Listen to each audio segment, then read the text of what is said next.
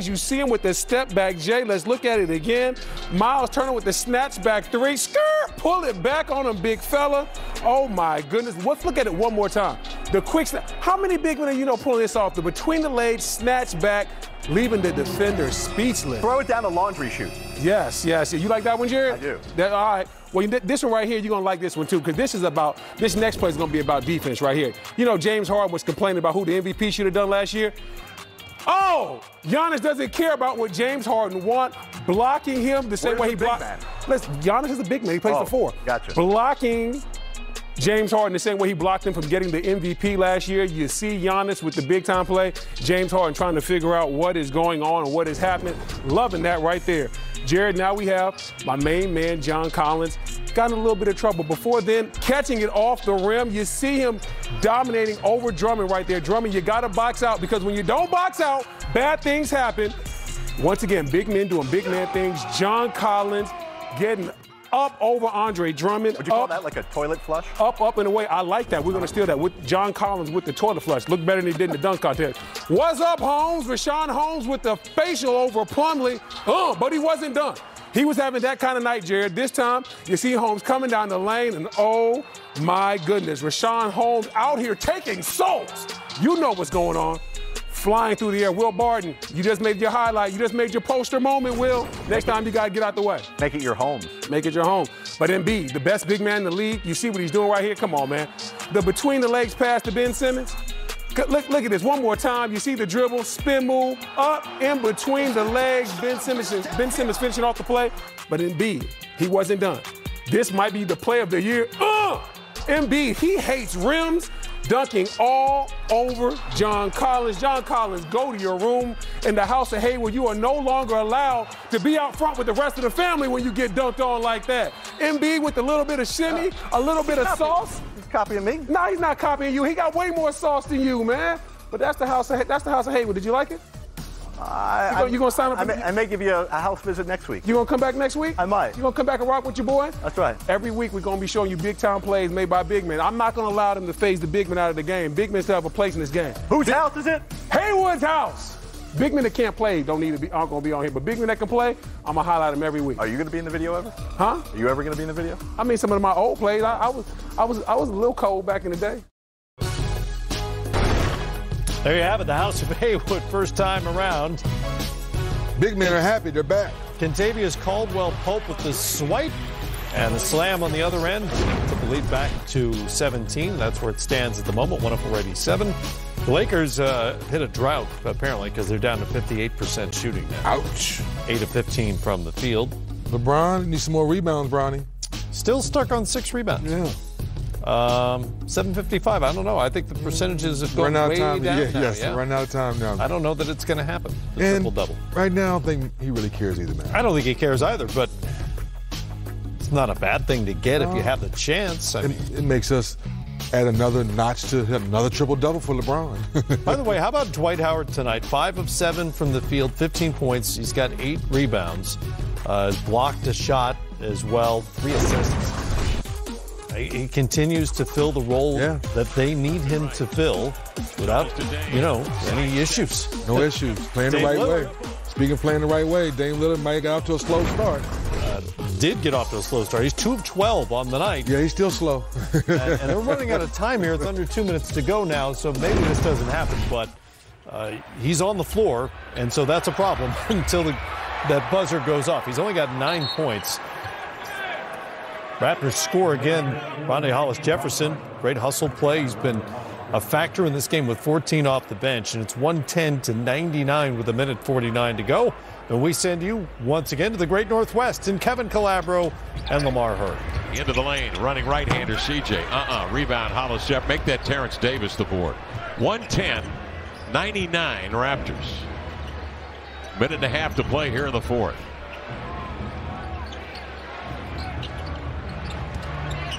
Siakam angles to the end line. Makes another nice pass in deep to Hollis-Jefferson, who's just hanging around the rim for 16 and 11 tonight.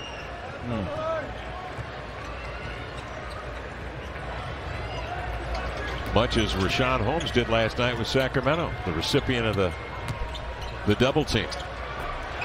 Wood finds Whiteside for the two-hand jam. And this is what Toronto did. They went into L.A. against the Lakers and the Clippers. Won the game against the Lakers. Went down to the wire with the Clippers. Started off with a win against New Orleans. And on this 5-game trip, things looking promising for Toronto, but there's a minute 2 left. And the Raptors leading here by a 112-101 count. Lillard threading his way into the paint. Kick it outside to Simons. Lifts off for 3. There it is. Simons knocks it down. 53 and 4/10 seconds remaining. And a lead of 8.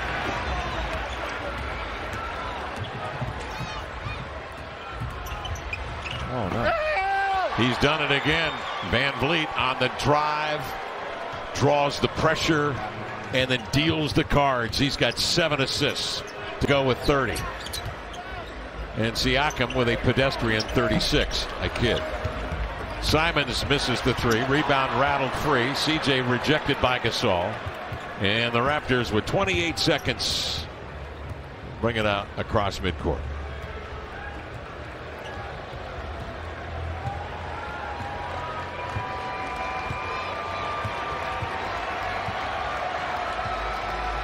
Well, the defending world champions may have lost Kawhi Leonard, but they still have a lot of fight, seasoning, and talent on this ball club. And they are led by the league's number 8 scorer, Pascal Siakam, averaging 26 a night, 10 over his average tonight.